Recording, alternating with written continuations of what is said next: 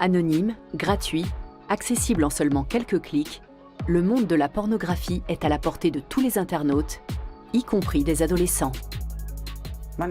Parfois, quand je vois la vitesse à laquelle il éteint son ordinateur, ça me fait bizarre.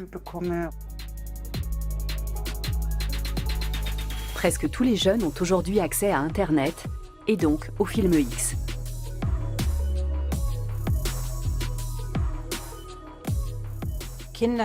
Les enfants sont confrontés pour la première fois à la pornographie de plus en plus tôt, parfois dès l'école primaire. Quel impact la pornographie a-t-elle sur les adolescents, voire sur les enfants? Et pourquoi est-il si facile de se retrouver sur un site pour adultes? Par exemple, si on tape Harry Potter dans la barre de recherche, on aura de très grandes chances de tomber sur un site de porno hardcore.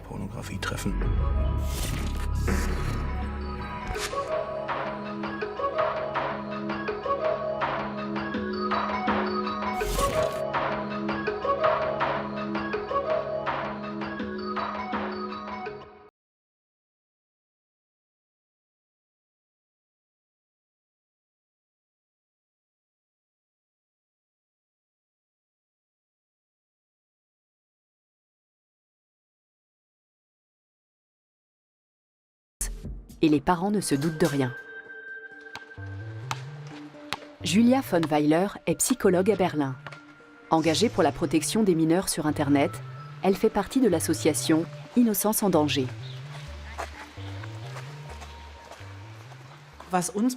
On nous a informé que des élèves d'une même classe s'échangeaient des contenus violents sur WhatsApp.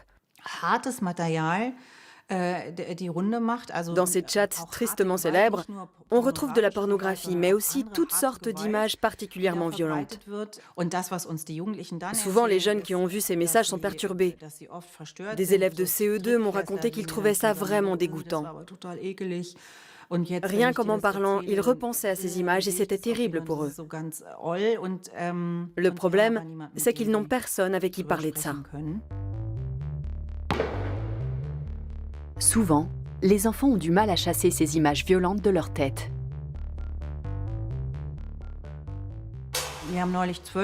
L'autre jour, des garçons de 12 ans m'ont confié qu'ils regardaient du porno assez régulièrement, c'est-à-dire au moins une fois par semaine. Cette pratique les perturbe dans leur vie au quotidien. Quand je leur ai demandé avec qui ils en parlaient, ils m'ont répondu « avec personne ». Ils ne veulent pas en discuter entre eux par crainte de ne pas paraître cool. Avec leurs parents, c'est aussi impossible, parce qu'ils risqueraient de se faire confisquer leur téléphone. Et à l'école, c'est la même chose. Il n'existe donc aucun endroit où les ados pourraient aborder le sujet avec quelqu'un.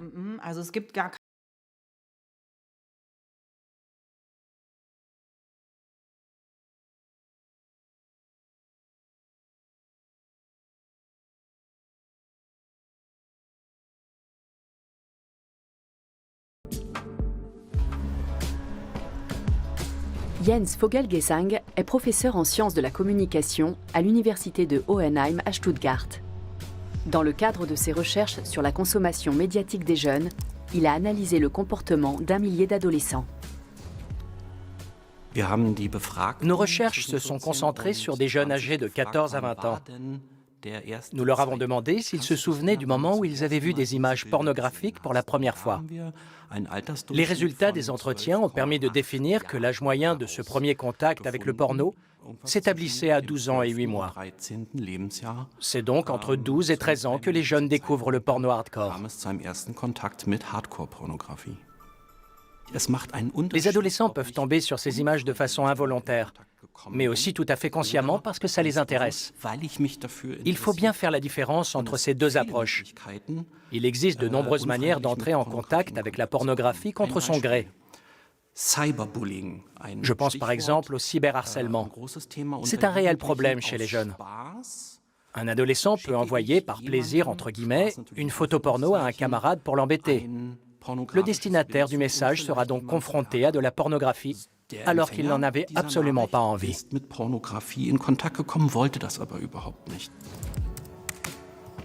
Autre exemple, les plateformes illégales de streaming. Les jeunes ont beau s'y rendre pour regarder un film ou une série, il n'est pas rare de voir apparaître des publicités pour des sites porno. Par exemple, si on tape Harry Potter dans la barre de recherche, on tombe sur toute une liste de films. Harry Potter et la coupe de feu, ou encore Harry Potter et le prince de sang mêlé. Après avoir choisi son film, on arrive sur une page qui nous propose différents serveurs. Ensuite, peu importe où l'on clique, on a de très grandes chances de tomber involontairement sur des publicités pour du porno hardcore.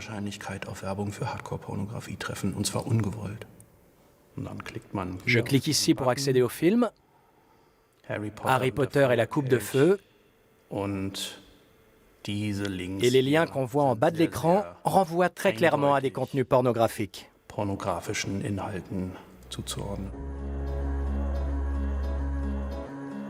En seulement quelques clics, le monde du porno hardcore est accessible à tous les internautes.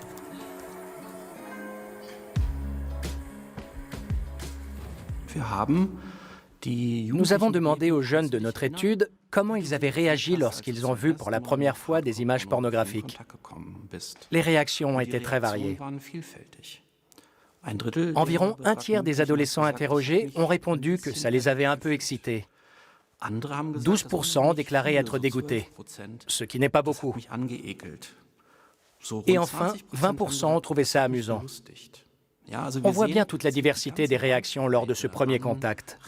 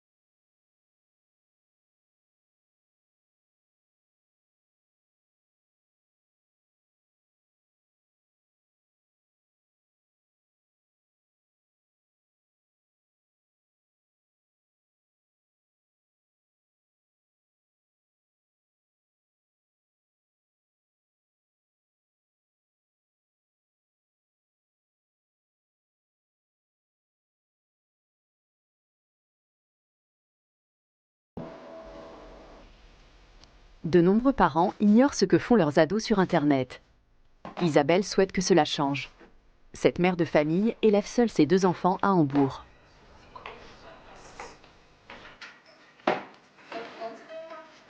Isabelle s'inquiète en particulier pour son fils. Elle aimerait contrôler davantage ce qu'il fait sur le web.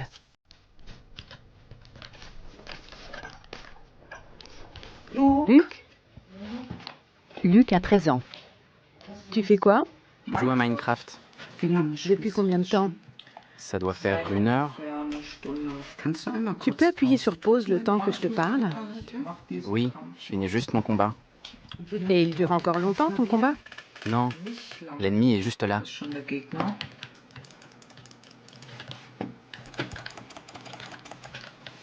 Voilà, j'ai fini. Ok, maintenant j'aimerais que tu éteignes cet ordinateur. D'accord. Il fait beau dehors. Oui, Ce serait bien que tu ailles jouer avec Samy. d'accord. Tu pourrais aussi enlever ton casque Voilà. pour bien comprendre ce que je te dis.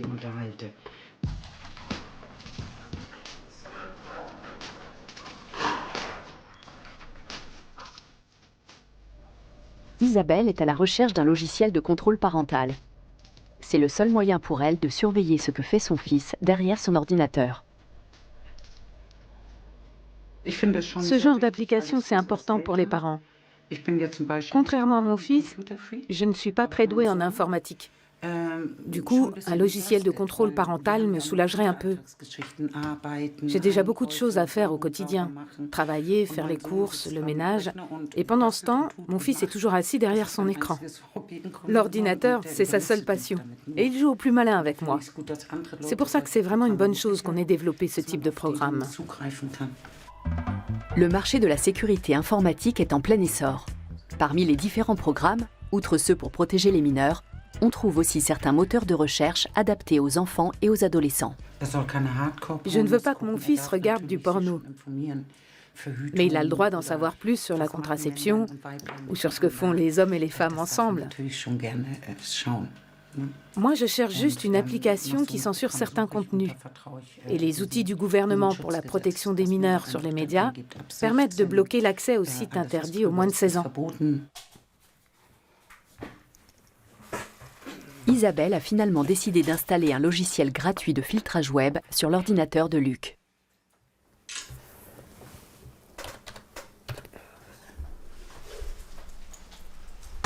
Je n'ai vraiment aucune idée de ce que fait mon fils sur Internet.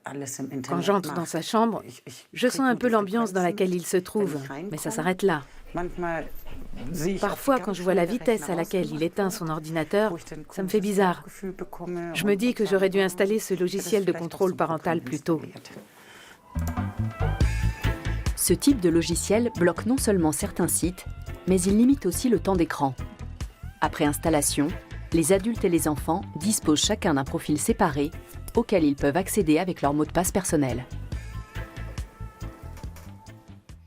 Luc, j'ai installé un programme sur ton ordinateur et j'aimerais qu'on le teste ensemble. Oh non, pitié. Il y a un truc qui vient de s'ouvrir. Luc tape « film porno ». Je peux même plus utiliser Google. Ça a bloqué ta recherche.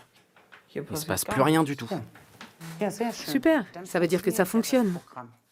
Sans ce logiciel, il pourrait vraiment faire ce qu'il veut et surfer sur des sites interdits aux mineurs où même certains adultes refusent d'aller.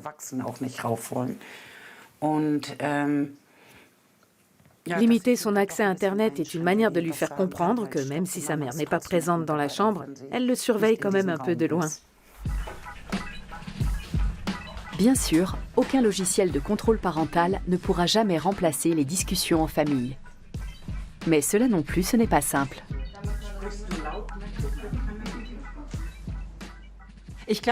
Souvent, les parents comptent un peu trop sur les compétences de leurs enfants en matière de médias numériques.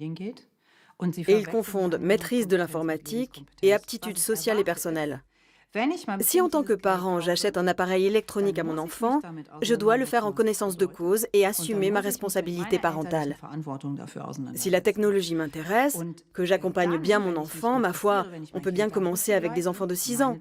Mais je ne lui confie pas l'objet en lui laissant penser que je ne vais plus m'en occuper sous prétexte que je m'y connaîtrai moins bien que lui. Ça, ce n'est pas une excuse valable. L'accessibilité sans limite à la pornographie est une problématique mondiale. Des scientifiques américains ont récemment mis en lumière les effets de la consommation de contenus pornographiques et étudié le comportement en ligne des adolescents et des adultes.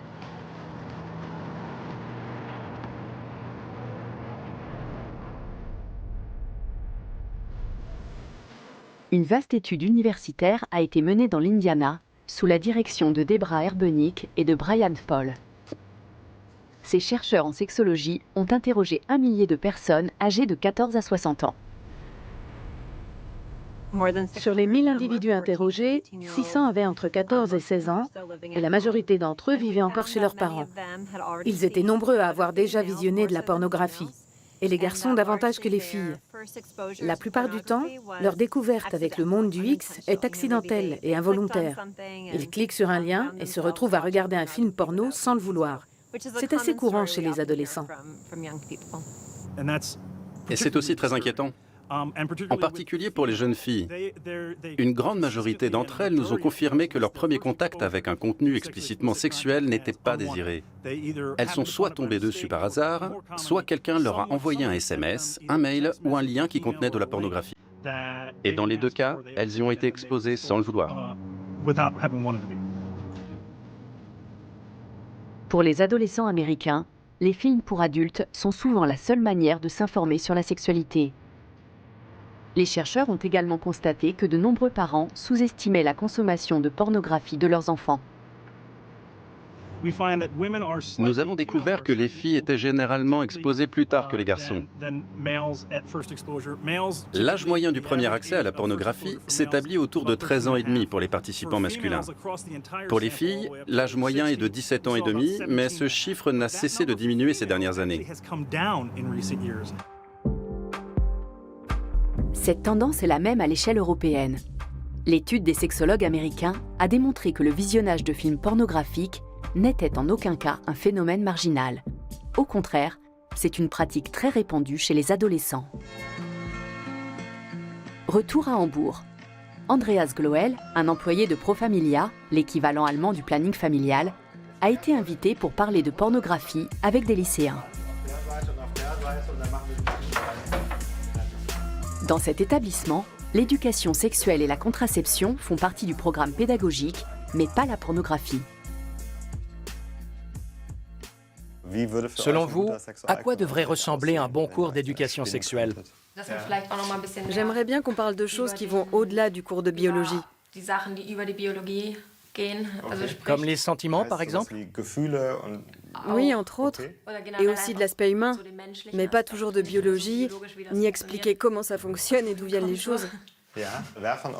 Qui parmi vous a déjà vu un film porno? Que ce soit volontairement ou par hasard? Si c'est le cas, traversez le cercle. Ce n'est pas obligatoire. Hein? Allez, moi j'y vais.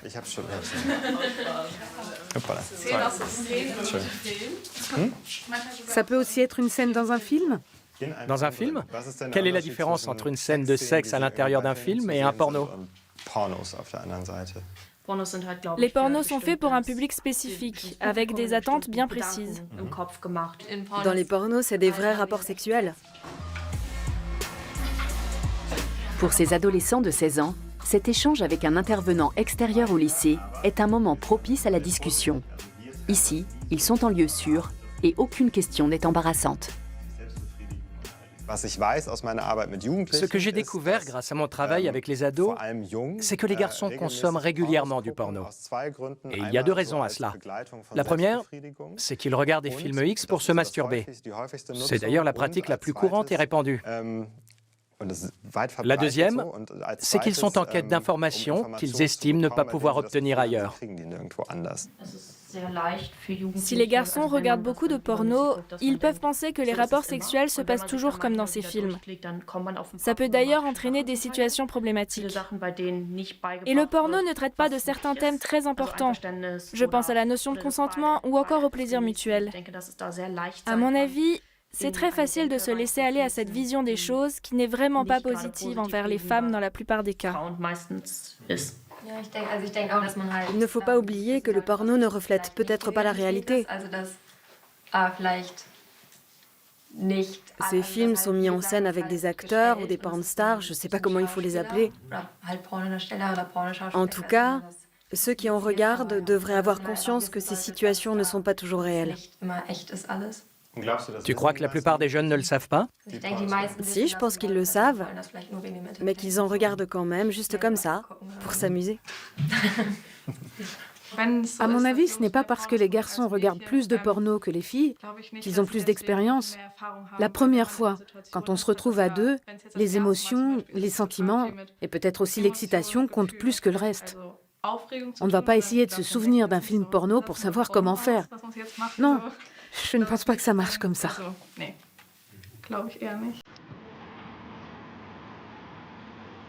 Pourtant, une question reste ouverte. Pourquoi les filles s'intéressent-elles moins à la pornographie que les garçons? Ludivine Demolle est chercheuse en sciences de la communication à l'Université Paris 8. Pour sa thèse de doctorat, elle a interrogé des jeunes femmes sur leurs expériences et leurs préférences sexuelles.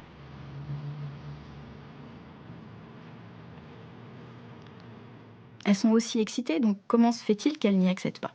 La question de la honte est intime. La question de la honte vis-à-vis de la sexualité et de la pornographie plus précisément est intimement liée à nos constructions de genre. En tant que femme, si je m'intéresse à la sexualité en dehors de la conjugalité, je suis une salope. En tant qu'homme, s'intéresser à la sexualité est important pour être un homme. Si je suis un homme qui ne s'intéresse pas à la sexualité, je ne suis pas un vrai homme. La plupart des films pornographiques véhiculent ces stéréotypes sexistes. Serait-ce la raison pour laquelle le porno laisserait les femmes de marbre?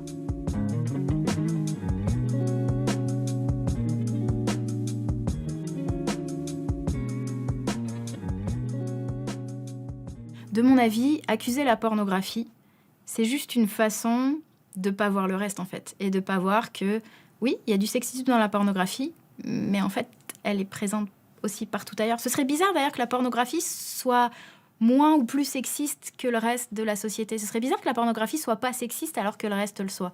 On va juste dire c'est la faute de la pornographie. Alors qu'en fait, tout ce qu'on reproche à la pornographie, que ce soit les conditions de travail déplorables pour les femmes ou que ce soit les représentations sexistes, ça existe déjà dans la société. Ça existe déjà partout et pas que dans la pornographie. La pornographie, c'est une petite part de ce qui existe déjà.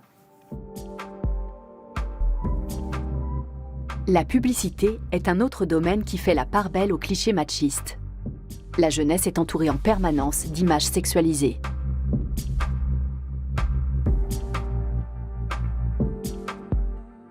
Petit retour en arrière. Ces images ont plus de 50 ans et nous rappellent que l'engouement pour les contenus érotiques et sexuels n'est pas un phénomène récent. Sauf qu'à l'époque, pour y avoir accès, il fallait entrer dans un sex shop et donc être majeur. Impossible de trouver ailleurs des sextoys et des magazines pornographiques. Der Uterus, die Scheide und die Klitoris. Eine weitere Methode der Empfängnisverhütung ist der sogenannte Coitus interruptus. En 1968, la République fédérale d'Allemagne promeut pour la première fois l'éducation sexuelle auprès des jeunes. La ministre de la Santé, Käthe Strobel, fait même publier un atlas du sexe dans lequel on apprend entre autres que les rapports intimes sont avant tout un moyen de procréation. Ich wurde überhaupt nicht aufgeklärt. Niemand. Mich hat auch niemand aufgeklärt. Die Reeperbahn. Ne? Davon lerne ich heute noch. Von dem Wissen profitiere ich heute noch, so wollte ich sagen. Ein oder andere da war dann etwas vorlauter als andere. Da machte man die Löffel groß. Ne? So war das auch. Und heute ist die Jugend doch ganz anders.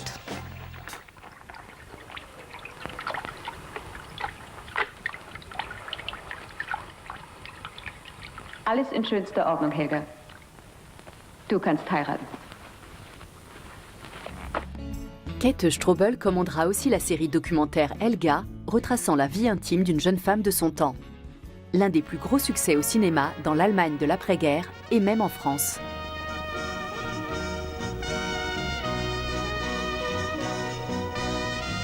Letzte seelisch-geistige und körperliche Einheit von Mann und Frau ist der Höhepunkt der Liebe. Meine Damen und Herren, ich glaube, wir müssen uns angesichts dieser ungeheuren Sex- und Pornowelle, die auf uns zukommt und die uns beinahe überläuft, müssen wir uns einmal über etwas ganz Wichtiges unterhalten. Les scènes de sexe au cinéma relèvent-elles forcément de la pornographie? Dans une optique éducative, le producteur Oswald Kolle entend bien présenter des relations de couple réalistes dans ses films. Glauben Sie selbst, dass in Ihren Filmen nichts an Pornografie grenzt? Nein, das glaube ich allein deshalb nicht, weil Pornografie für die Wissenschaft nur Produkte sind, die ausschließlich hergestellt werden zur sexuellen Stimulation. Und das ist bei mir nun gewiss nicht der Fall. Ces films ont attiré 140 millions de spectateurs dans le monde entier. Uli, was ist denn? Elke, das ist mir noch nie passiert. Es geht auf einmal nicht mehr.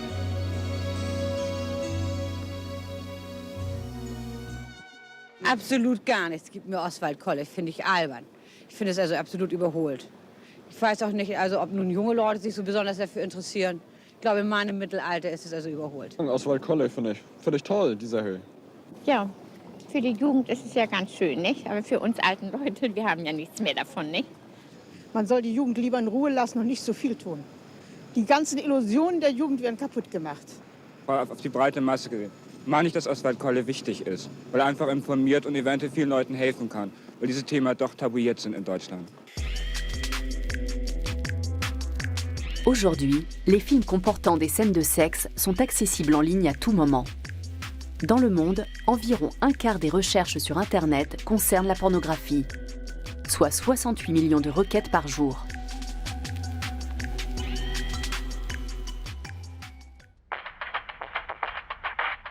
À Berne, Bruno Vermouth est spécialiste des questions de sexualité depuis plus de 10 ans. Sous le pseudonyme de Dr Sex, il répond également aux questions des lecteurs dans l'édition suisse du journal gratuit 20 minutes. Souvent, ce sont les jeunes qui s'adressent à lui.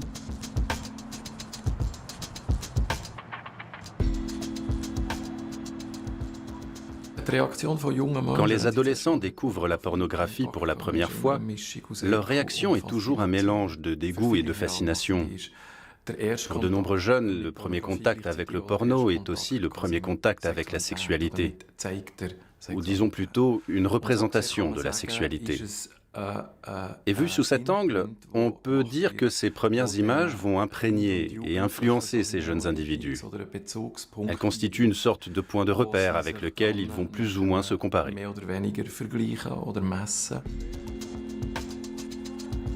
Quand ils se posent des questions, les adolescents se tournent en premier vers Internet. Comment fait-on l'amour? Où faut-il se toucher? Comment faut-il se masturber pour avoir un orgasme? C'est ce mélange de curiosité combiné à des questions restées sans réponse qui conduisent les jeunes à regarder de la pornographie.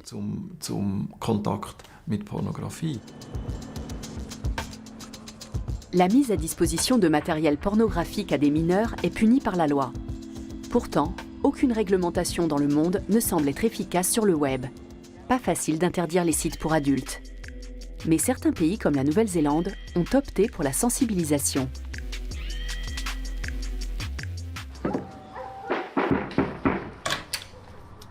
Hiya, I'm Sue. This is Derek. We're here because your son just looked us up online, you know, to watch us. Matt! Matt, darling, there's some people here to see you. So he watches you online? Yeah, you know, on his laptop. iPad, PlayStation. His phone, your phone. Smart TV, projector. Yeah, anyway, we usually perform for adults, but your son's just a kid. He might not know how relationships actually work. We don't even talk about consent, do we? No, we just get straight to it. Yeah, and I'd never act like that in real life. Nah. Hey, Maddie. You right? Okay, Sandra, stay calm. You know what to do here. All right, Maddie. It sounds like it's time to have a talk about the difference between what you see online and real-life relationships. No judgment. Quel est l'impact de la consommation précoce de pornographie sur les adolescents ?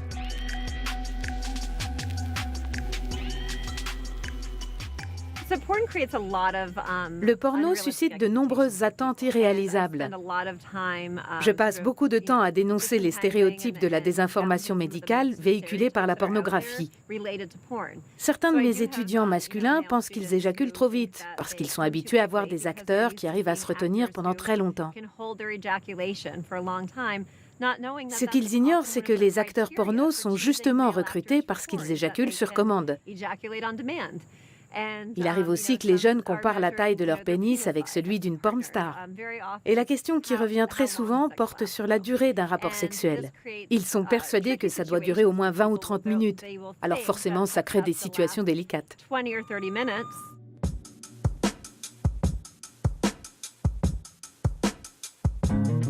Dans le panel d'individus interrogés par Debra Herbenick et ses collègues, 17% des garçons et 25% des filles pensent que les actrices porno n'éprouvent aucun plaisir réel lorsqu'elles tournent une scène.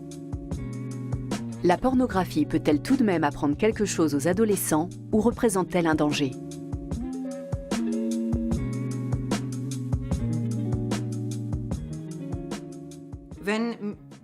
Si les adolescents, filles ou garçons, regardent un porno de temps en temps, ce n'est pas bien grave. Ils sont capables de comprendre qu'il ne s'agit que d'un film et ça n'aura pas une grande influence dans leur existence. En revanche, si le porno devient pour eux un mode de vie, s'ils commencent à consulter ces sites de plus en plus souvent, régulièrement, et que personne dans leur entourage ne leur apprend à faire la part des choses, alors cela devient problématique. S'ils se retrouvent sans la moindre forme d'accompagnement, ces images risquent de se développer dans leur inconscient sous la forme d'histoires sexistes et machistes. Chaque homme peut coucher avec n'importe quelle femme quand il le souhaite, et chaque femme est d'accord pour coucher avec n'importe quel homme dès qu'il le veut et quoi qu'il souhaite faire. La pornographie modifie la perception des filles et des garçons. Il ne faut pas oublier que ces images sont pour les adolescents le premier contact concret, à la fois visuel et auditif, avec un acte sexuel. Cela leur laisse une forte impression. Il est important que nous les aidions à y voir plus clair. Fermer les yeux sur ce problème serait inexcusable au XXIe siècle. Parler de pornographie peut bien souvent s'avérer embarrassant. L'humoriste Luke Mockridge a fait le test dans une de ses expériences intitulée « Regarder du porno avec maman ». bekommen so, was sie verdienen. Und wenn sie dann noch ganz lieb bekommen sie die in die anderen. Auch nichts für Mamas. Oh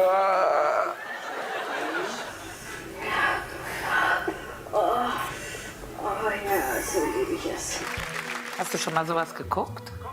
Nee? Ja. Ja? Ist das eine Gurke oder eine Gurke? Aubergine? Nee, das ist eine Gurke. Zucchini oder Gurke? Es war eine Zucchini oder Gurke. Die ist weg. Margie Kinski et son mari Bill Mockridge sont artistes et comédiens. Ils ont élevé 6 garçons, aujourd'hui tous adultes. Selon eux, si le porno n'avait pas été un sujet au sein de leur famille, c'est que quelque chose aurait cloché. Ils en discutent avec leur fils aîné Nicolas à la fin du tournage du sketch.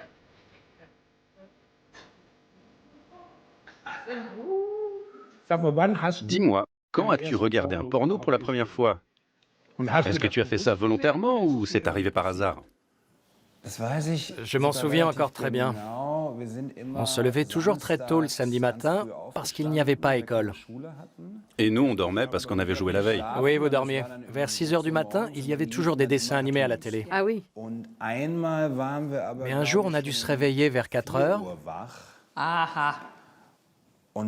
Et il passait des films érotiques. C'était un truc du genre « Bonjour, vous avez un peu de mayonnaise sur votre pantalon. Vous voulez que je le nettoie ?» Ça veut dire que tu devais avoir 8 ans, Théo 6 ans et Luc 4 ans? Oui, exactement. Quelque chose comme ça. On est tombé là-dessus de manière très candide. Et puis, on a regardé le film. Vous avez trouvé ça érotique? On n'a pas dû comprendre. On voulait juste voir nos dessins animés et ces films érotiques passaient à la place. On ne s'est pas posé plus de questions que ça. Et on a regardé. Si j'avais un enfant de 11 ans aujourd'hui, je serais terriblement angoissée à l'idée qu'il tombe sur ce genre de film. Oui. Tout dépend aussi de l'entourage des enfants, de leurs amis. Il suffit qu'ils aillent dire à leurs copains d'école ou du terrain de foot « Hé, t'as vu cette vidéo ?» Et hop, ils vont la regarder, même si c'est interdit à la maison. C'est vrai. Mais est-ce que les garçons, et même les filles qui ont entre 11 et 13 ans, vont parler à leurs parents? Vous, par exemple, vous ne nous avez jamais rien raconté. Il y avait comme un blocage. Quand on est adolescent, parler à ses parents de sexualité et de pornographie semble bien souvent impossible.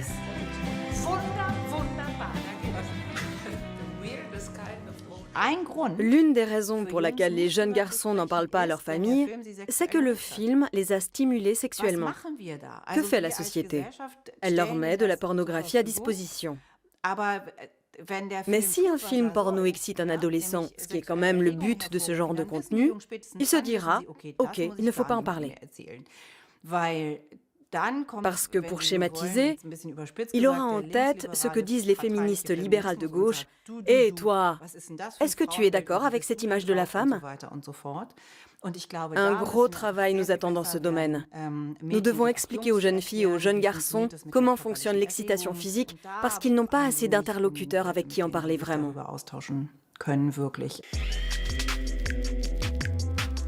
Trop de pornographie met-elle en danger les relations de couple?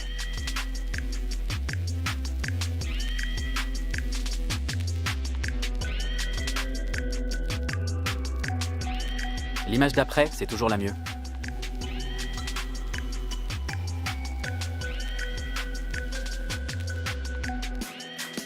C'est plus facile.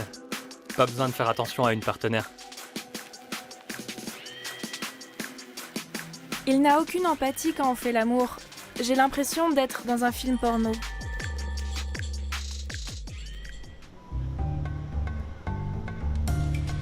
André Cormand est médecin généraliste et sexologue à Toulouse. Il s'intéresse aux effets de la consommation abusive de pornographie. Autrefois, la plupart de ses patients étaient âgés d'une quarantaine d'années. Mais aujourd'hui, les choses ont changé. J'ai 35% de ma clientèle à moins de 25 ans aujourd'hui. Et ce sont des jeunes, surtout des hommes, qui vont avoir énormément de difficultés à imaginer que la sexualité puisse être autre chose que ce qu'ils voient dans la pornographie. Et dans la pornographie, il n'y a pas de dialogue, il n'y a pas d'échange des esprits. La sexualité, c'est pas une bataille d'organes génitaux. C'est tout ce qu'il peut y avoir d'émotionnel, de tout ce qui va se passer dans l'échange, dans le partage avec l'autre. Et je crois que le principal risque de la pornographie, c'est qu'elle isole. Elle isole.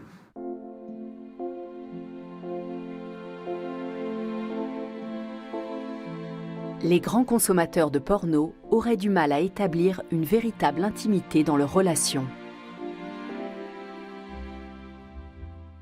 La deuxième chose qu'on va voir, c'est aussi le fait de s'habituer d'avoir habitué son disque dur cérébral à des intensités extrêmement fortes sur le plan de l'excitation, fait que l'imaginaire est saturé d'images pornographiques qui sont évidemment inutilisable dans la relation avec sa partenaire aimée.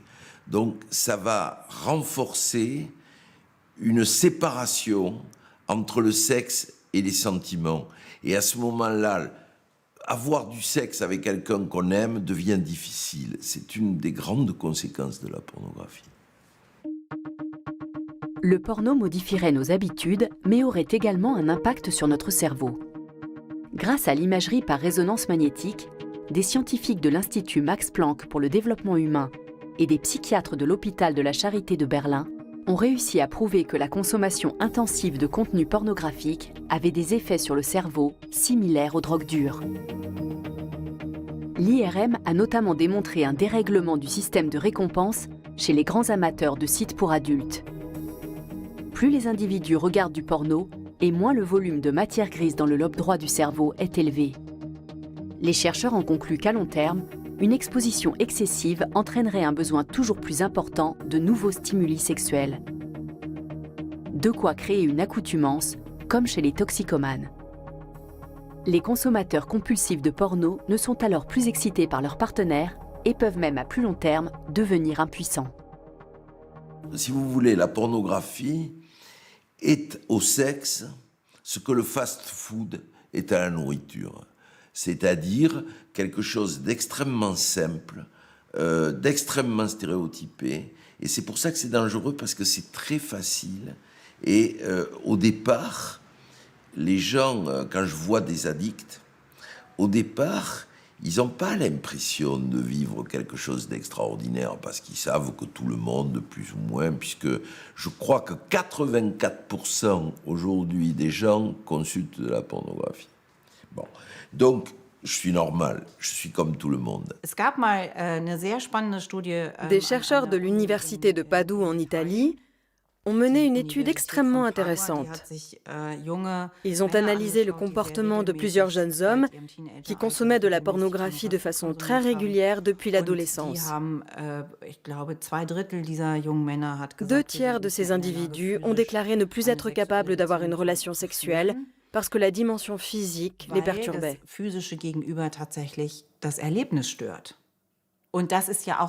Il est clair que s'ils ont grandi avec toujours les mêmes images de films qui les excitent et qu'ils se masturbent en les regardant, leur relation se limite à l'objet écran. Mais si soudain ils se retrouvent avec un sujet en face, une personne qui les touche à un autre endroit, ou qui leur parle, ou qui attend d'eux une quelconque interaction, alors le scénario qu'ils avaient en tête ne fonctionnera plus.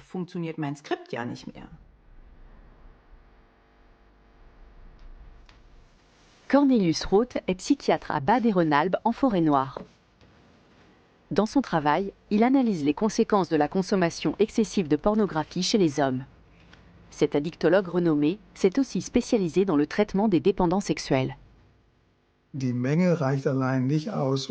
La quantité seule ne suffit pas à définir la dépendance. D'autres domaines se retrouvent affectés à cause de l'addiction. Par exemple, les performances d'un individu peuvent être altérées. Il aura du mal à passer certains tests, ou bien encore sa dépendance peut le couper de son entourage. Pour les personnes concernées, la pornographie devient la chose la plus importante de leur vie. Elles seront attirées toujours plus loin dans cet univers. Le sexe sur Internet ne connaît pas de limites, mais ses conséquences sont bien.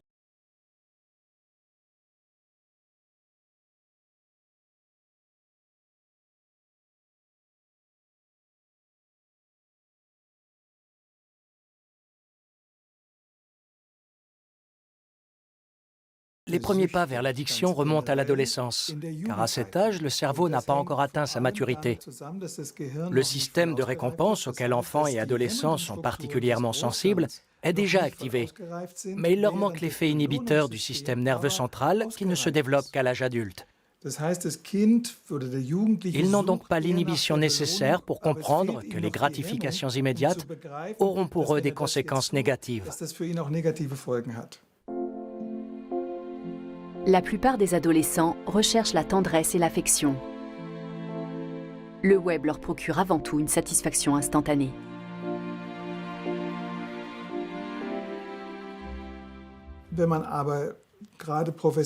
La pornographie produite par les professionnels est souvent très violente. Les relations entre hommes et femmes y sont présentées de manière très unilatérale. Nous ne pouvons donc pas accepter que de tels stimuli fassent partie des références d'un enfant en matière de sexualité. Le porno reste pourtant le moyen le plus direct pour répondre à la curiosité en matière de sexe.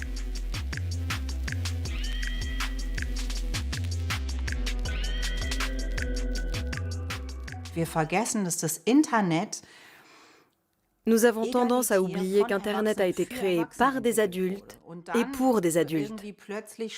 Mais comme les enfants et les adolescents ont finalement pu y accéder, nous nous sommes dit qu'il fallait leur apprendre à mieux utiliser cet outil, ce qui est exact. Mais il ne faut pas oublier qu'un enfant de 10 ans est avant tout un enfant. Il faut y penser quand on parle de compétences chez les jeunes. À quel âge peuvent-ils comprendre tel ou tel sujet? Et à quel âge est-ce impossible? À Overath, près de Cologne, le spécialiste des questions de sexualité Jan Omland fut précurseur en s'adressant ouvertement aux jeunes. Il a créé une chaîne YouTube en 2010 qui a été très populaire en Allemagne avec plus de 425 000 abonnés et des millions de vues.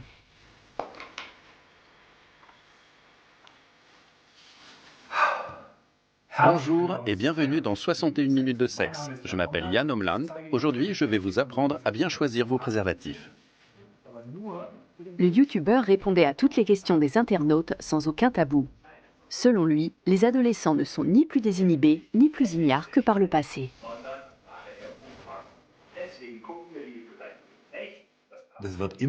Les jeunes sont souvent dans une relation de couple stable lorsqu'ils ont leur premier rapport sexuel. La plupart du temps, ils utilisent des moyens de contraception et ils savent que pour se protéger, on peut utiliser des préservatifs, alors que ce n'est pas toujours le cas dans les films porno. Concernant la contraception et les liens affectifs, les adolescents sont beaucoup moins influencés par la pornographie que ce qu'on pourrait craindre. Yann a imaginé des vidéos explicatives à même de parler aux adolescents. Elles ont rencontré un franc succès auprès de ses jeunes abonnés, majoritairement masculins.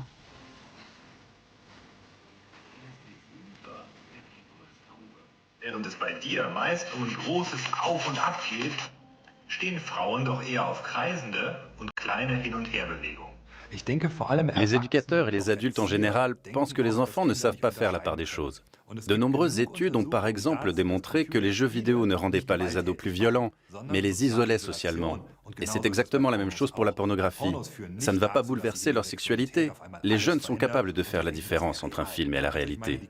On devrait leur reconnaître cette capacité et leur faire davantage confiance. Voilà qui est un peu rassurant. Mais les jeunes n'ont pas toujours conscience de certains aspects relatifs à la pornographie. À Bâle, en Suisse, un policier et une psychologue rendent visite à des collégiens pour les sensibiliser. Bonjour à tous. Je m'appelle Daniel Zollberger. Je suis policier depuis 16 ans, dont 10 au service de la prévention pour la jeunesse. Ce matin, nous allons parler de pornographie. C'est un thème un peu gênant, mais je crois que vous allez apprendre de nombreuses choses que vous ignoriez et que parfois même les adultes ne savent pas. Je vais vous apprendre ce qui est autorisé, ce qui est interdit et ce que vous risquez si vous enfreignez la loi. Souvent, la police reçoit des plaintes parce que dans les écoles, il se passe des choses dans les chats des classes ou sur les réseaux sociaux. Nous ne sommes pas ici pour contrôler ce que vous faites pendant votre temps libre, ni pour savoir si vous regardez des vidéos interdites ou ce que vous faites avec votre portable. Ce n'est pas notre intention. Nous souhaitons simplement voir avec vous en quoi Internet et les réseaux sociaux peuvent être utiles, mais aussi où sont leurs dangers et leurs limites. Nous ne vous demanderons rien de personnel. Vous pouvez donc être ouvert et attentif. La mission de la psychologue et du policier est avant tout préventive. Il s'agit de parler à ces collégiens de la législation en vigueur en matière de pornographie. Car bien souvent, les adolescents ne sont pas conscients des conséquences que peuvent avoir leurs actions sur le net.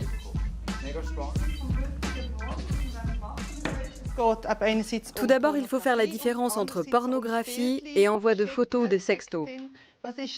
C'est important de savoir faire cette distinction. Les collégiens vont travailler sur des cas bien réels. En Suisse et en France, les enfants sont passibles de poursuites judiciaires dès l'âge de 10 ans. En Allemagne, la majorité pénale est fixée à 14 ans.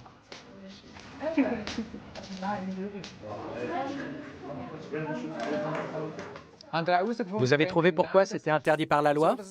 Envoyer des contenus pornographiques n'est pas interdit en tant que tel. Mais pourquoi, dans ce cas précis, est-ce puni par la loi? Oui? Ils sont mineurs? Exactement. Ils ont moins de 16 ans.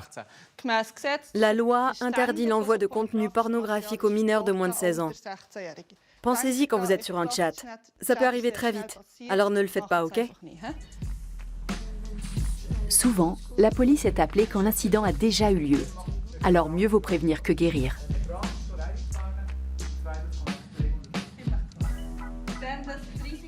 Quelle est la différence entre la photo numéro 2 et cette photo-là?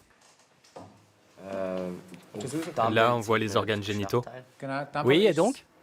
C'est illégal. Est-ce que c'est de la pornographie? Ouais. À votre avis, pourquoi est-ce qu'on peut envoyer ce genre de photos? Alessandro? Elle a peut-être pensé que son petit ami l'aimerait encore plus. Oui, une sorte de preuve d'amour. Il m'aime, donc pour lui prouver mon amour, je lui envoie une photo dénudée. Ça peut être une des raisons. Quoi d'autre? Elle pense peut-être que si elle ne lui avait pas envoyé, il aurait tout arrêté, ou il lui aurait reproché d'être trop sérieuse. Oui, elle a pu sentir une pression pour faire ses photos et les envoyer. Et pourquoi s'expose-t-elle à des poursuites judiciaires? C'est de la pornographie. Oui, mais quel genre de pornographie, puisque ça n'est pas légal? De la pornographie illégale. Tout à fait. Mais concrètement? De la pédopornographie?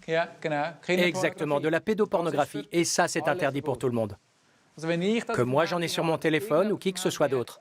Le simple fait d'avoir de la pornographie infantile sur son téléphone est puni par la loi.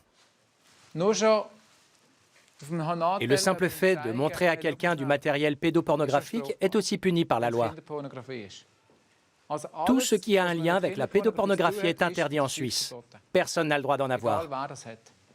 Posez maintenant tous vos téléphones devant vous, on va voir ce qu'ils contiennent. On va regarder ce qu'il y a dans vos portables. Mais non, c'était une blague. En revanche, vous allez passer en revue toutes les photos de votre galerie et supprimer ce qui est inutile. Ça ne peut pas faire de mal. Vous avez eu de la chance. Merci beaucoup d'avoir participé. Je vous dis au revoir et à la prochaine.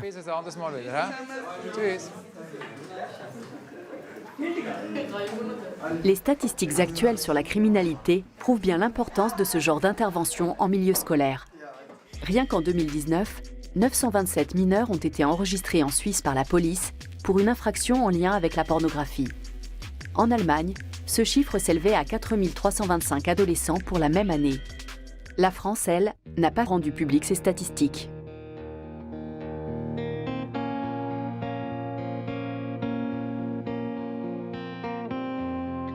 Pour s'épanouir dans leur sexualité, les jeunes ont besoin d'espaces de liberté. La pornographie en est-il un ?